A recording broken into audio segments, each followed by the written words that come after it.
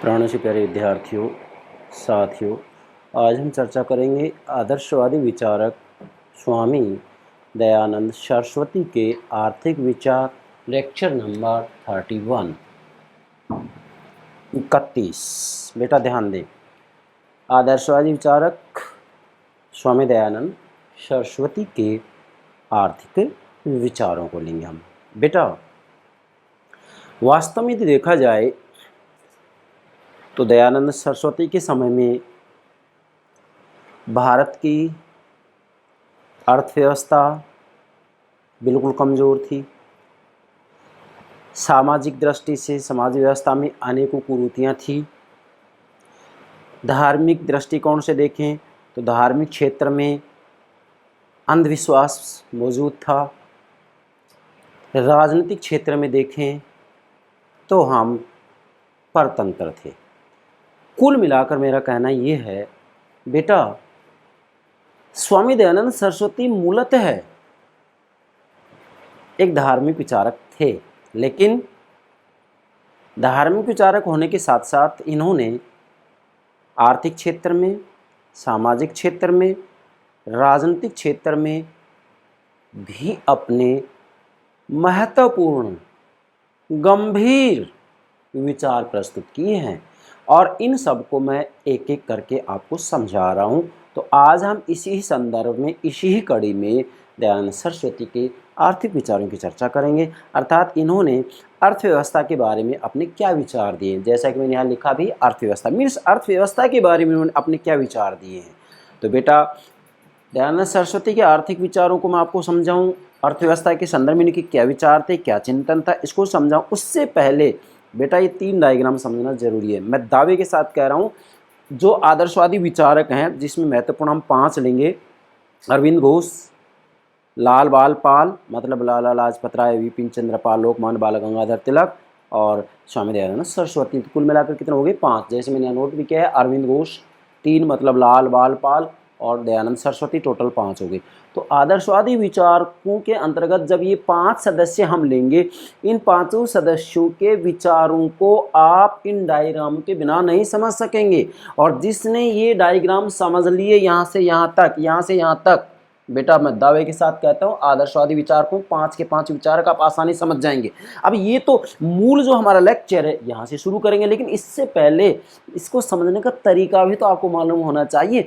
वैसे तो फिर आपके पास दुनिया भर की किताबें होंगी, आप किताबों से अध्ययन कर सकते हैं, लेकिन समझना एक अलग बात है और किताबों से आप पढ़ करके और उसको देखते हैं, समझते हैं, वो एक अलग बात है। तो ध्यान दें बेटा, मैंने सबसे पहले यहाँ डायग्राम बनाया है, जरा ध्यान देंगे। यहाँ यूरोप भारत क्या मतलब है बेटा, आप नोट करते जाएंगे चाहे तो मेरे साथ। बेटा यूरोप के जो आदर्शवादी विचारक हैं, चूँकि हम आदर्शवादी विचारकों की बात कर रहे हैं भारत के संदर्भ में, आधुनिक भारतीय राजनीतिक चिंतन में हम आदर्शवादी विचारकों को ही तो समझा रहे हैं। तो यूरोप के जो आदर्शवादी विचारक थे, जैसे कि हीगल ले लेंगे, इमैनुएल कांट ले लेंगे, और राजनीतिक दर्शन के जनक की बात करें तो प्लेटो थे। प्लेटो भी एक आदर्शवादी विचारक ही थे। तो हीगल को लें, इमैनुएल कांट को लें, तो यूरोप के जो आदर्शवादी विचारक थे, इन आदर्शवादी विचारकों का कहना था, क्या कहना था कि विचार या चेतना सृष्टि का सार तत्व है। मतलब सृष्टि का जो सार तत्व है वो विचार को या चेतना को बतलाया है। किसने? यूरोप के आदर्शवादी विचारकों ने। मैं फिर कह रहा हूँ बेटा, सृष्टि के 2 ही मूल तत्व माने जाते हैं, चेतना और जड़ या जड़ चेतन। जड़ चेतन आप ऐसे भी कह सकते हैं, विचार विचार पदार्थ, विचार पदार्थ, चेतना जड़, चेतना जड़। सृष्टि के 2 मूल तत्व माने जाते हैं। अब हीगल की बात आती है, एक आदर्शवादी विचारक हैं, यूरोप के हैं, तो ये सृष्टि का मूल तत्व किसको बतलाते हैं? विचार को। अब आप यहाँ कह सकते हैं कि सर सृष्टि का मूल तत्व जो जड़ है या पदार्थ है, किसने बतलाया? कार्ल मार्क्स ने बतलाया है। आप हीगल और कार्ल मार्क्स की तुलना कर सकते हैं। मैंने हीगल और कार्ल मार्क्स जो है अपलोड कर रखा है, आप प्लेलिस्ट में देख सकते हैं पश्चिमी राजनीतिक चिंतन के अंतर्गत। तो यूरोप के आदर्शवादी विचारकों की इसी ही बात को भारत के आदर्शवादी विचारकों ने भी स्वीकार किया है। और आदर्शवादी विचारकों में मुख्यतः 5 सदस्य हैं, अरविंद घोष, लाल बाल पाल, दयानंद सरस्वती। इन 5 का भी कहना यही है कि विचार या चेतना सृष्टि का सार तत्व है। एक बात। दूसरी बात, यूरोप के जो आदर्शवादी विचारक वो कहते हैं कि भाई प्रत्येक सामाजिक संस्था विचार की अभिव्यक्ति है। इनका कहना है कि भाई कोई भी सामाजिक संस्था हो, कोई भी समुदाय हो, वो विचार की अभिव्यक्ति है। इसी ही बात को भारत के आदर्शवादी विचारकों ने भी कहा है कि प्रत्येक प्रकार की सामाजिक संस्था विचार की अभिव्यक्ति है। जैसे स्वामी दयानंद सरस्वती की जो संस्था है जिसका नाम है आर्य समाज नामक संस्था है, तो दयानंद सरस्वती के विचारों की तो अभिव्यक्ति है ये। तो इस बात को भारत के आदर्शवादी विचारक भी स्वीकार करते हैं कि भाई प्रत्येक सामाजिक संस्था विचार की अभिव्यक्ति। एक डायग्राम, दूसरा डायग्राम समझें क्या, मूल लक्ष्य मीन्स जो ये 5 के 5 आदर्शवादी विचारक हैं, इन 5 के 5 आदर्शवादी विचारकों का मूल लक्ष्य क्या है, या मैं तो ये कहूँगा कि राजा राम मोहन राय से लेकर के मोहनदास करमचंद गांधी जी तक जितने भी आधुनिक भारतीय राजनीतिक चिंतक हैं, उन सबका मूल लक्ष्य एक जैसा ही है। क्या है मूल लक्ष्य, नोट करेंगे स्वावलंबन की भावना जागृत करना, नोट करें, स्वावलंबन की भावना जागृत करना, स्वराज्य की भावना जागृत करना, आधुनिकता की भावना जागृत करना, आधुनिकता की भावना जागृत करना, इसी के साथ में आत्म चेतना की भावना जागृत करना, राष्ट्र निर्माण की भावना जागृत करना, दासता से मुक्ति की भावना जागृत करना। ये सारे के सारे लक्ष्य राजा राम मोहन राय से लेकर के मोहनदास करमचंद गांधी जी तक सभी विचारकों के हैं, इसलिए इनका ये मूल लक्ष्य हो गया।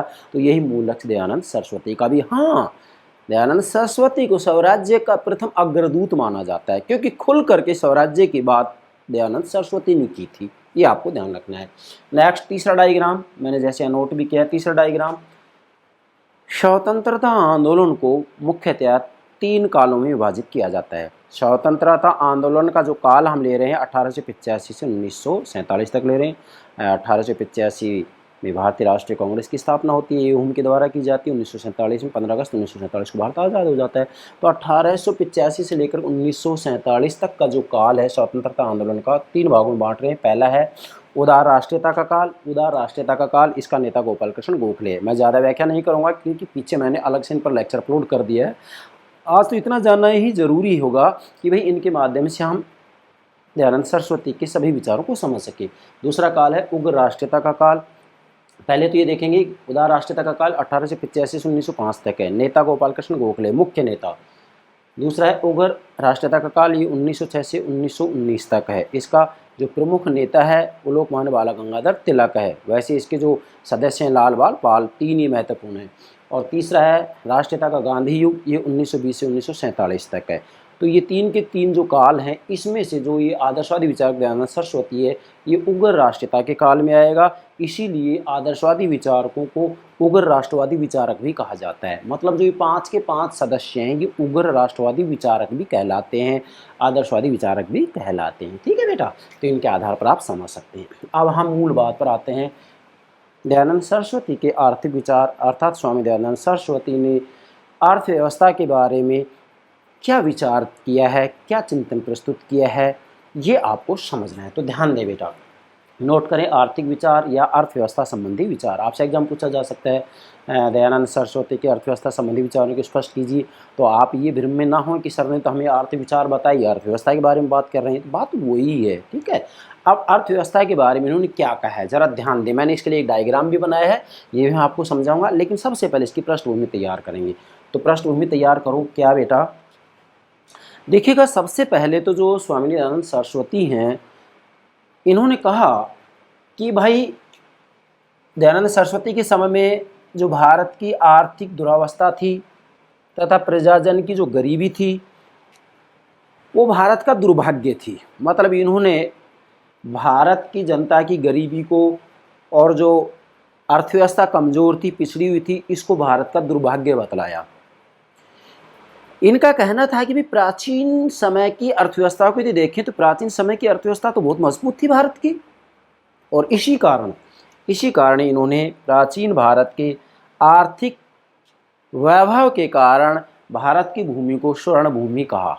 जरा देखिएगा, प्राचीन भारत की अर्थव्यवस्था की बात कर रही है कि प्राचीन भारत की अर्थव्यवस्था बड़ी सुदृढ़ थी, बड़ी मजबूत थी, और इसी कारण स्वामी दयानंद सरस्वती ने भारत भूमि को स्वर्ण भूमि कहा, सोने की भूमि, मतलब प्राचीन भारत की अर्थव्यवस्था बड़ी मजबूत थी। अब दयानंद सरस्वती ये बात करें तो ये बात कहाँ पहुँचेगी, ये बात यहाँ पहुँचेगी कि इनका कहना है कि ब्रिटिश शासन भारत की अर्थव्यवस्था को मजबूत नहीं करना चाह रहा है, बल्कि भारत की अर्थव्यवस्था को दिन प्रतिदिन कमज़ोर करने का प्रयास कर रहा है। वो भारत के हित की बात नहीं कर रहे हैं, वो भारत के उद्योगों को संरक्षण नहीं दे रहे हैं, वो भारत के उद्योगों का विकास नहीं चाहते हैं। ज़रा ध्यान दीजिएगा। इसीलिए आगे चल करके दयानंद सरस्वती स्वदेशी की बात करते हैं, स्वावलंबन की बात करते हैं और ग्रामीण अर्थव्यवस्था को मजबूत करने की बात करते हैं। सारी बातें एक एक करके समझाऊंगा मैं। ये तीन तो मैंने इसलिए नोट किया है कि भारत की जो अर्थव्यवस्था है उसके बारे में जो इन्होंने अपना चिंतन दिया है, वो चिंतन ये दिया है कि भारत की अर्थव्यवस्था तभी मजबूत हो सकती है जबकि सबसे पहले तो जो भारत की जनता है वो स्वदेशी का प्रयोग करे, मतलब अपने देश में बनी हुई वस्तुओं का ही उपयोग करे। विदेश में बनी हुई वस्तुएं भले ही वो उसकी क्वालिटी हमसे अच्छी हो, चकाचौंध से भरी हो, लेकिन हम उनका इस्तेमाल नहीं करें तो इससे क्या फ़ायदा होगा, भारत का धन भारत में ही रहेगा और भारत के जो उद्योग धंधे हैं वो विकसित होंगे, धीरे धीरे वो बढ़ेंगे। इसलिए इन्होंने स्वदेशी की बात की कि वे भारत में बने हुए माल का इस्तेमाल करें, विदेशों में बने हुए माल का इस्तेमाल नहीं करें। दूसरा, इन्होंने स्वावलंबन की बात की है कि भारत की अर्थव्यवस्था को यदि मजबूत करना है तो स्वावलंबन को अपनाएं। स्वावलंबन का मतलब है अपना काम स्वयं करें, आप अपने आधार पर अपना काम करें, आप किसी अन्य के सहारे पर कोई काम नहीं करें। स्वावलंबन की बात की। और तीसरा, इन्होंने ग्रामीण अर्थव्यवस्था की बात की। 1 2 3 ग्रामीण अर्थव्यवस्था की बात की। और ग्रामीण अर्थव्यवस्था को मजबूत कराने के लिए, ग्रामीण अर्थव्यवस्था को मजबूत बनाने के लिए दयानंद सरस्वती ने कहा कि भी पशुधन के ऊपर विशेष बल दिया जाए। और पशुधन में भी इन्होंने विशेषकर गौ माता के संरक्षण की बात की। आज आप देखिएगा पूरे भारत के अंतर्गत गौ माता के संरक्षण की बात की जा रही है। बड़ी विचित्र बात है, आप देखिएगा कितने दूरदर्शी थे ये। तो इन तीन बातों पर इन्होंने विशेष बल दिया है कि भाई ये बातें अगर स्वीकार कर ली जाएंगी तो भारत की अर्थव्यवस्था मजबूत हो जाएगी। चलिए नेक्स्ट बात, आप चाहें तो इनको बिंदु रूप में ले सकते हैं 1 2 3। अगली बात क्या है, पारसमणि। जरा समझें इसका क्या मतलब है बेटा। स्वामी दयानंद सरस्वती ने प्राचीन भारत की जो अर्थव्यवस्था थी उसके बारे में कहा कि प्राचीन भारत की जो अर्थव्यवस्था है वो पारसमणि है। पारसमणि, पारसमणि क्या होती है, जिसके संपर्क में, जैसे जो पारसमणि होती है उसके संपर्क में अगर जो है लोहा भी आ जाता है तो वो सोना बन जाता है। लेकिन भारत की जो अर्थव्यवस्था है, प्राचीन अर्थव्यवस्था, वो पारसमणि थी। क्यों? क्योंकि जिसके संपर्क से अन्य देश भी समृद्ध हुए हैं। स्वामी दयानंद सरस्वती ने कहा कि भारत की जो अर्थव्यवस्था थी वो एक ऐसी पारसमणि थी कि जिसके संपर्क में विदेश के कोई भी देश, अन्य जो देश हैं, दूसरे जो देश हैं, वो संपर्क में आए तो वो भी समृद्धशाली हो गए, वो भी उनकी अर्थव्यवस्था मजबूत होगी। तो भारत की अर्थव्यवस्था के बारे में कह रहे हैं कि ये तो एक पारसमणि थी, इसलिए जगा रहे हैं लोगों को भारत स्वर्ण भूमि, भारत पारसमणि। फिर आप लोग कहाँ किस भ्रम में जी रहे हैं, आप क्यों परतंत्रता का जीवन जी रहे हैं, आप क्यों रोना रो रहे हैं। भारत पारसमणि स्वर्ण भूमि है। और आज भी आप देखिएगा कि उस भारत की स्वर्ण भूमि, भारत जो पारसमणि है, आज भी वो लहर दौड़ रही है पूरे भारत के अंतर्गत कि भारत को आज आध्यात्मिक क्षेत्र में बहुत आगे बढ़ाया जा रहा है। वो दिन दूर नहीं जब भारत विश्व गुरु के रूप में भी सामने आएगा। तो ये देखिएगा कितनी दूरदर्शिता की बात है। दयानंद सरस्वती ने बहुत समय पहले बात कह दी थी। इसके बाद हम नेक्स्ट बात कर रहे हैं, चौथा बिंदु बना लेंगे क्या, कि दयानंद सरस्वती कह रहे हैं कि भाई भारत की जो दुरावस्था है इसका प्रमुख कारण क्या है। मतलब भारत की जो अर्थव्यवस्था है ये कमज़ोर क्यों है, अब पिछड़ी हुई क्यों है। अब दयानंद सरस्वती के समय में इन्होंने कहा कि प्राचीन भारत की अर्थव्यवस्था तो बड़ी मजबूत थी, वो स्वर्ण भूमि थी। प्राचीन भारत की जो अर्थव्यवस्था थी वो सोने की भूमि थी। इसी के साथ में भारत तो एक पारसमणि है कि अन्य देश भी इसके संपर्क में आते हैं तो वो भी संपत्तिशाली बन जाते हैं, समृद्ध बन जाते हैं, विकासवान हो जाते हैं, उनकी अर्थव्यवस्था मजबूत हो जाती है। तो आज भारत की अर्थव्यवस्था कमज़ोर क्यों है, इसका कारण बता रहे हैं।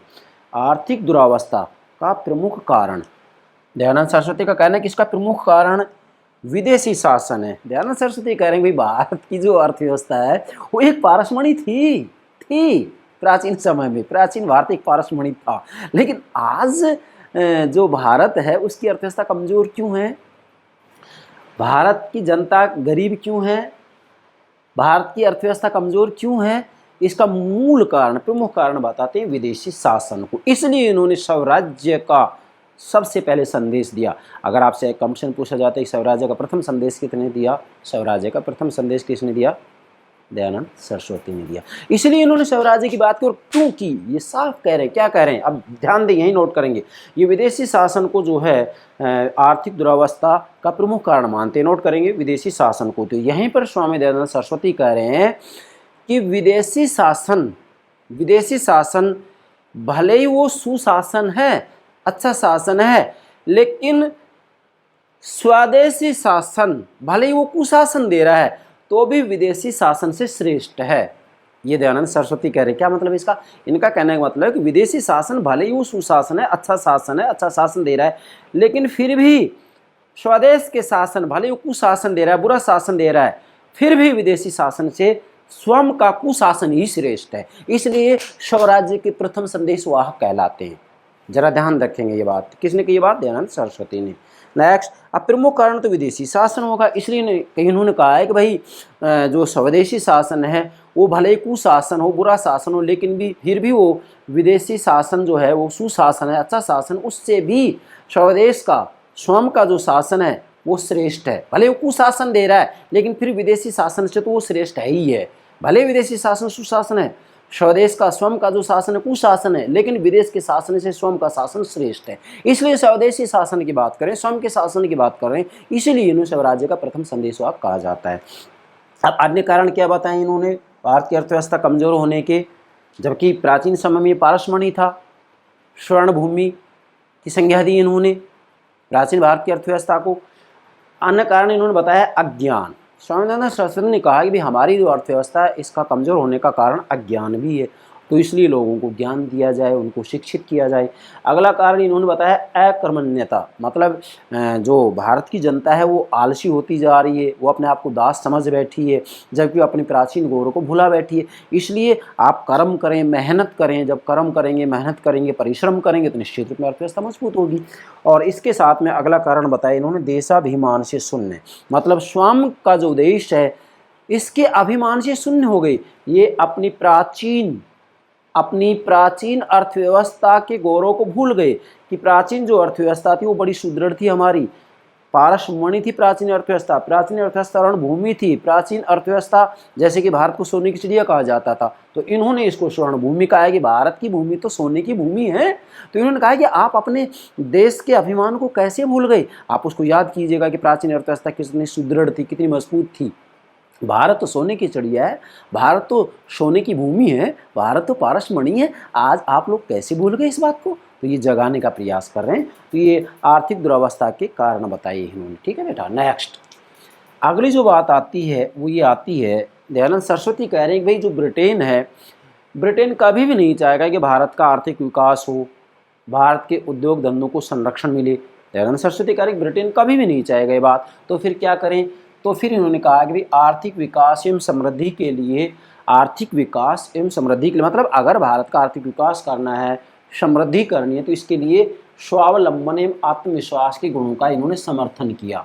स्वावलंबन एवं आत्मविश्वास के गुणों का समर्थन किया इन्होंने कहा कि भाई आप स्वावलंबी बनो, आप अपना जीवन अपने सहारे पर जियो, दूसरों का सहारा क्यों ले रहे हैं? आप परिश्रम कीजिएगा, आप अपने आधार पर अपना काम कीजिएगा, किसी दूसरे के आधार पर काम क्यों कर रहे हैं? तो सबसे पहले उन्होंने कहा कि स्वावलंबन की भावना जागृत करें और आत्मविश्वासी बनीजिएगा। क्या? आत्मविश्वासी बनिएगा। अगर आप में आत्मविश्वास है तो आप किसी के सामने झुकने वाले नहीं हैं, दबने वाले नहीं हैं, डरने वाले नहीं हैं। और इन्होंने तो वैसे भी कह दिया था कि आप किसकी संतान है? आप उस परमपिता परमेश्वर की संतान है। तो आप एक भेड़िए के रूप में कैसे रह सकते हैं? जरा ध्यान दीजिएगा। अभी बहुत लंबी बातें मैं थोड़ा शॉर्ट में बता रहा हूँ आपको। इसी के साथ में नेक्स्ट जो बात आता है, अब ये बात तो क्लियर होगी कि इन्होंने आर्थिक विकास और समृद्धि के लिए क्या बात बताई कि भाई स्वावलंबन और आत्मविश्वास के गुणों का इन्होंने विकास करने की बात की। और कहा है कि ब्रिटेन कभी भी नहीं चाहेगा कि भारत की अर्थव्यवस्था मजबूत हो, इसलिए आपको स्वयं को ही स्वावलंबी बनना पड़ेगा और आपको ही जो है अपने अंदर आत्मविश्वास की भावना जागृत करनी होगी, स्वदेशी की भावना जागृत करनी होगी, ग्रामीण अर्थव्यवस्था को मजबूत करना होगा। और ग्रामीण अर्थव्यवस्था में विशेषकर पशुधन के ऊपर इन्होंने बल दिया है। नेक्स्ट बिंदु बना सकते हैं आप, 4 बिंदु आ गए यहाँ तक, 5वां फिर 6ठा बिंदु लेंगे। स्वामी दयानंद सरस्वती ऐसे प्रथम भारतीय हैं जिन्होंने स्वदेशी का मूल मंत्र प्रस्तुत किया। अब जरा ध्यान दीजिएगा, आगे चल कर के लोकमान्य बाल गंगाधर तिलक ने स्वदेशी की भावना को अपनाया, मोहनदास करमचंद गांधी जी ने भी स्वदेशी की भावना को अपनाया कि भाई अपने देश में बनी हुई वस्तुओं का ही आप उपभोग कीजिएगा, विदेशों में बनी हुई वस्तुओं का आप त्याग कीजिएगा, उनका इस्तेमाल नहीं करना है। तो इससे भारत का धन भारत में रहेगा, और भारत का धन भारत में रहेगा, भारत के धन की निकासी नहीं होगी तो भारत की अर्थव्यवस्था निश्चित रूप में मजबूत होगी। तो ज़रा ध्यान दें, प्रथम भारतीय हैं स्वामी दयानंद सरस्वती जिन्होंने स्वदेशी का मूल मंत्र प्रस्तुत किया भारत के सामने। स्वदेशी का मूल मंत्र सबसे पहले किसने दिया? यस, दयानंद सरस्वती ने। ध्यान रखना है। और स्वराज्य के प्रथम संदेशवाहक कौन कहलाते हैं? दयानंद सरस्वती ही कहलाते हैं। ठीक है बेटा, अब जरा गौर कीजिएगा, दयानंद सरस्वती ने जो स्वदेशी का मंत्र मूल मंत्र प्रस्तुत किया, स्वदेशी का मतलब अपने देश में बनी हुई वस्तुओं का उपभोग करना, विदेश में बनी हुई वस्तुओं का उपभोग नहीं करना। इससे क्या होगा कि भारत का धन भारत में ही रहेगा। तो इनके विचारों से जोधपुर रियासत के महाराजा स्वदेशी वस्त्रों को संरक्षण देने लग गए थे कि भी अपने देश में बने हुए वस्त्रों का ही आप उपभोग कीजिएगा। ठीक है, जरा देखिएगा इनका प्रभाव पड़ा है, तो ये थोड़ा सा आप अच्छे से समझ लेंगे। 7वां बिंदु बनाएं। स्वामी दयानंद सरस्वती का कहना है कि भारत की जो अर्थव्यवस्था है, ठीक है, इस समय पिछड़ी हुई है, कमज़ोर है, और इसका मूल कारण ब्रिटेन है। और भी देखें तो मूल कारण, चूँकि मूल कारण ब्रिटेन का मतलब विदेशी शासन है, और भी कारण देखें तो अज्ञान है, अकर्मण्यता है, और देशाभिमान से शून्य है। मतलब अपने देश के गौरव को इन्होंने भुला दिया, अपनी प्राचीन संस्कृति को भुला दिया, अपनी प्राचीन सभ्यता को भुला दिया। तो ये जगाने का प्रयास कर रहे हैं कि आप जगिएगा। मैं देखूँगा कि एक प्रकार से ये नवजागरण की तरफ ही हैं, पुनर्जागरण की ही बात कर रहे हैं। तो इन्होंने भारत की अर्थव्यवस्था मजबूत करने के लिए कहा कि जो टैक्स है कर प्रजा के हित में हो, मतलब जो कर लगाया जाए वो प्रजा के हित में लगाया जाए। भाई टैक्स कर इस रूप में नहीं लगाया जाए कि जनता का हित हो, जनता का हित हो इस रूप में कर लगाए। तो आप नोट करेंगे, कर प्रजा हित में होना चाहिए। इसी के साथ में कर की मात्रा सीमित होनी चाहिए, मतलब जो टैक्स है, जो कर है, वो सीमित मात्रा में लगाया जाए। अगर असीमित मात्रा में लगाया जाएगा तो जनता जो है परेशान होगी, पीड़ित होगी, दुखी होगी, और जब देश की जनता ही दुखी होगी तो निश्चित रूप में उस देश का कभी विकास नहीं हो सकता। तो स्वामी दयानंद सरस्वती ने जो ये बात ली है, मैं कहूँगा कि यहाँ प्राचीन भारतीय राजनीतिक चिंतकों से ली है, कौटिल्य अर्थशास्त्र से ली है, मनु की मनुस्मृति से लिए। तो मैं कह सकता हूँ कि स्वामी दयानंद सरस्वती के ऊपर कौटिल्य अर्थशास्त्र का प्रभाव पड़ा है, मनु की मनुस्मृति का प्रभाव पड़ा है, और वेदों के तो प्रभाव पड़े ही पड़े। वेदों के तो ये ज्ञाता थे ही थे। सत्यार्थ प्रकाश में क्या है, वेदों की बातें तो लिखी गई हैं। सत्यार्थ प्रकाश इनका महत्वपूर्ण ग्रंथ है। 8वां बिंदु बनाए बेटा, क्या? दयानंद सरस्वती ने आर्थिक समृद्धि के लिए, चूंकि अर्थव्यवस्था को मजबूत बनाने की बात कर रहे हैं ये, दयानंद सरस्वती के समय भारत की अर्थव्यवस्था बिल्कुल कमज़ोर थी, जनता गरीब थी, तो ये अर्थव्यवस्था को मजबूत करने की तो बात बता रहे हैं।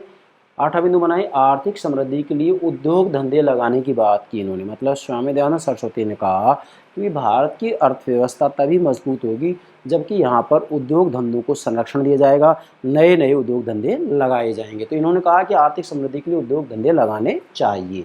और इसी के साथ में इन्होंने कहा, क्या कहा कि भी विदेशी राज्यों से भी व्यापार करें। मतलब जो भारत है वो विदेशी राज्यों से व्यापार करे, व्यापार के ऊपर कोई प्रतिबंध नहीं है, अर्थव्यवस्था तभी मजबूत होगी। और अगली बात इन्होंने बताई है, ग्रामीण अर्थव्यवस्था का पक्ष लिया।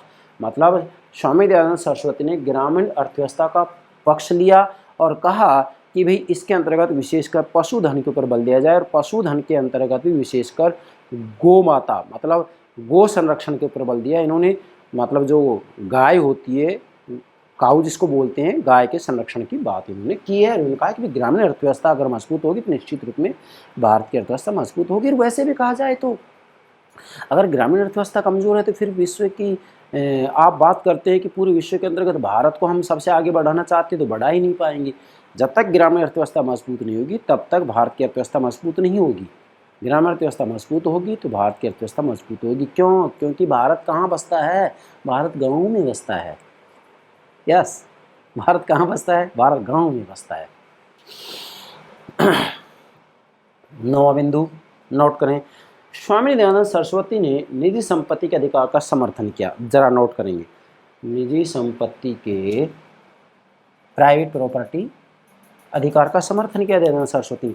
लेकिन इसी के साथ में इन्होंने कहा कि भाई निजी संपत्ति तो रखे, लेकिन इस रूप में ना हो वो कि कुछ लोगों के पास संपत्ति इकट्ठी हो जाए और बाकी लोग गरीब बने रहें, और वो लोग जो संपत्तिशाली हैं गरीब लोगों का शोषण करें। ऐसा भी नहीं होना चाहिए। इन्होंने मतलब एक प्रकार से ये कहा है कि भाई यहाँ पर जो संपत्ति है, संपत्ति के अंतर्गत अंतराल, गैप बहुत ज़्यादा नहीं होना चाहिए अमीरी और गरीबी का। अगली बात इन्होंने कही है, दयानंद सरस्वती कह रहे हैं कि अगर अर्थव्यवस्था समृद्ध हो जाती है, भारत की अर्थव्यवस्था मजबूत हो जाती है, सुदृढ़ हो जाती है, मैंने लिखा है यहाँ समृद्धि बढ़ने पर प्रजा कल्याण पर पर्याप्त व्यय करना चाहिए। व्यय मीन्स खर्च, व्यय मतलब खर्च। इनका कहना है कि अगर भारत की अर्थव्यवस्था मजबूत हो जाती है तो उसके हिसाब से ही जनता के कल्याण पर पर्याप्त खर्च करना चाहिए। ठीक है, दयानंद सरस्वती कहना है कि भाई जैसे जैसे हमारा जो राजकोष है वो बढ़ता है, अर्थव्यवस्था जैसे जैसे मजबूत होती है, तो उसको प्रजा कल्याण पर, जन कल्याण के ऊपर खर्च करना चाहिए, खर्च करने का प्रयास करना चाहिए। अब ज़रा देखिएगा, यहाँ जन कल्याण की बात कर रहे हैं यहाँ पर दयानंद सरस्वती, जिसको कि आज आप लोग कल्याणकारी राज्य की संज्ञा देते हैं। तो मैं तो कहूँगा स्वामी दयानंद सरस्वती के आर्थिक विचारों के अंतर्गत एक प्रकार से लोक कल्याण की बात की जा रही है, लोक कल्याणकारी राज्य की बात की जा रही है। अर्थव्यवस्था के अंतर्गत, आर्थिक विचारों के अंतर्गत ये बात साफ दिखाई दे रही है हमें। ठीक है बेटा, अंतिम 10वां बिंदु बनाए। मैंने यहाँ प्रयास किया है कि दयानंद सरस्वती के आर्थिक विचार या अर्थव्यवस्था संबंधी विचार या आर्थिक चिंतन पर आपसे एग्जाम प्रश्न पूछा जाए तो आप इन 10 बिंदुओं के माध्यम से सारी बातें समझा सकते हैं। इनसे बाहर कोई प्रश्न नहीं बनता है। 10वां बिंदु क्या बनाया मैंने, स्वदेशी की भावना। नोट करें, स्वदेशी की भावना को तिलक ने अपनाया। क्या मतलब है कि दयानंद सरस्वती का कहना है कि भाई भारत की जो अर्थव्यवस्था है वो तभी मजबूत होगी जबकि स्वदेशी को अपनाया जाए, मतलब अपने देश में बने हुए वस्तुओं का उपभोग किया जाए। तो जो ये स्वामी दयानंद सरस्वती स्वदेशी की बात कर रहे हैं, और वैसे भी देखो जो स्वामी दयानंद सरस्वती हैं स्वदेशी का मूल मंत्र प्रस्तुत करने वाले पहले भारतीय हैं। स्वदेशी का मूल मंत्र सबसे पहले किसने दिया, दयानंद सरस्वती ने दिया है। तो दयानंद सरस्वती ने स्वदेशी का जो मूल मंत्र दिया, इस स्वदेशी की भावना को तिलक ने अपनाया, लोकमान्य बाल गंगाधर तिलक ने अपनाया, और मोहनदास करमचंद गांधी जी ने उनकी स्वदेशी की भावना, किनकी, दयानंद सरस्वती की स्वदेशी की भावना, स्वावलंबन कि अपने आधार पर काम करो, किसी अन्य का सहारा मत लो, स्वावलंबन तथा ग्रामीण अर्थव्यवस्था के विचारों का विकास किया। मतलब गांधी जी ने दयानंद सरस्वती की स्वदेशी की भावना, स्वावलंबन तथा ग्रामीण अर्थव्यवस्था के विचारों का विकास किया। अर्थात दयानंद सरस्वती ने स्वदेशी की बात की, स्वावलंबन की बात की कि अपना सहारा आप स्वयं बनो, ग्रामीण अर्थव्यवस्था की बात की, पशुधन की बात की, पशुधन में भी गोधन की बात की। तो मोहनदास करमचंद गांधी जी ने दयानंद सरस्वती के इन तीनों बातों को, इन तीनों आधारों को, तीन कौन, स्वदेशी, स्वावलंबन और ग्रामीण अर्थव्यवस्था को मजबूत करने की जो बात की दयानंद सरस्वती ने, इन तीनों बातों को गांधी जी ने भी जो है अपनाया। इसलिए मैंने लिखा गांधी जी ने उनकी, मतलब दयानंद सरस्वती की स्वदेशी की भावना, स्वावलंबन तथा ग्रामीण अर्थव्यवस्था के विचारों का विकास किया। गांधी जी ने इन दयानंद सरस्वती के जो तीन मुख्य विचार हैं, इन विचारों को आगे बढ़ाया, इनका विकास किया। किसने, गांधी जी ने। ये किनके विचार हैं, दयानंद सरस्वती की। स्वदेशी का मूल मंत्र सबसे पहले किसने दिया, यस, दयानंद सरस्वती ने। स्वावलंबन की भावना और ग्रामीण अर्थव्यवस्था को मजबूत करने की जो बात की जा रही है, ये तीनों की तीनों बातें गांधी जी ने अपनाई, गांधी जी ने इनका विकास किया। ये हो गया दयानंद सरस्वती के आर्थिक विचार या आर्थिक चिंतन या अर्थव्यवस्था संबंधी विचार, या दयानंद सरस्वती के भारत की अर्थव्यवस्था को मजबूत करने के तरीके। किसी भी रूप में प्रश्न पूछा जा सकता है, तो आपको तो बिल्कुल तैयार रहना है। मुझे विश्वास है आप दयानंद सरस्वती के आर्थिक विचार बेहतर तरीके से समझ रहे होंगे। यस बेटा, okay, thank you very much, thank you very much.